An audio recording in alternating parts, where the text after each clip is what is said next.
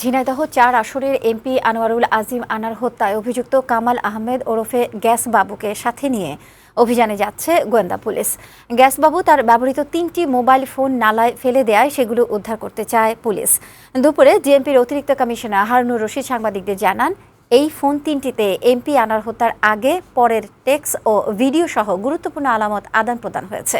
আরও জানাচ্ছেন রাকিব হোসেন।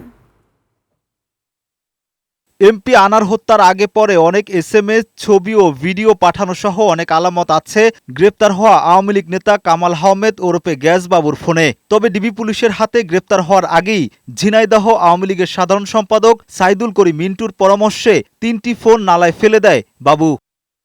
এসব আলামত উদ্ধারে গোয়েন্দা পুলিশ গ্যাস বাবুকে সাথে নিয়ে অভিযান শুরু করবে। তদন্তকারী কর্মকর্তার ধারণা, এই ফোন ৩টিতে এমপি আনার হত্যার আগে পরের এসএমএস, ভিডিও সহ গুরুত্বপূর্ণ আলামত পাওয়া যাবে। আদালতের কাছে অনুমতি প্রার্থনা করেছি যে জায়গাগুলিতে সে আদালতের স্বীকারোক্তিতে বলেছে যে এই জায়গাগুলিতে আমি ফেলেছি, এই জায়গাগুলিতে তাকে সশরীরে নিয়ে গেলে হতো এটা আমরা উদ্ধার করা আমার জন্য সহজ হবে। সেই কারণে আদালত বলেছে যে তাকে যেন সশরীরে নিয়ে গিয়ে যেন আমাদের তদন্তকারী কর্মকর্তা বের করার চেষ্টা করে। এমপি আনার হত্যাকাণ্ডে আরো ৭ জন গোয়েন্দা নজরদারিতে আছে। তারা এই হত্যাকাণ্ডের মাস্টারমাইন্ড আক্তারুজ্জামান শাহিনের ঘনিষ্ঠ। রাজধানীর গুলশানে শাহিনের ফ্ল্যাটে যাতায়াত ছিল তাদের। তবে যেখানে যেই তথ্যপত্র পাচ্ছি সেটা আমরা ভেরিফাই করার চেষ্টা করছি।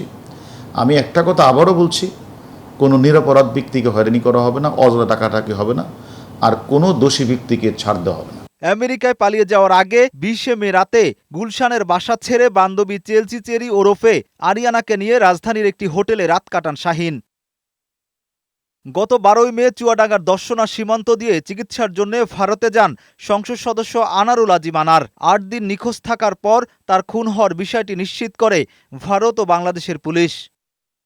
রাকিব হোসেন, বৈশাখী সংবাদ, ঢাকা।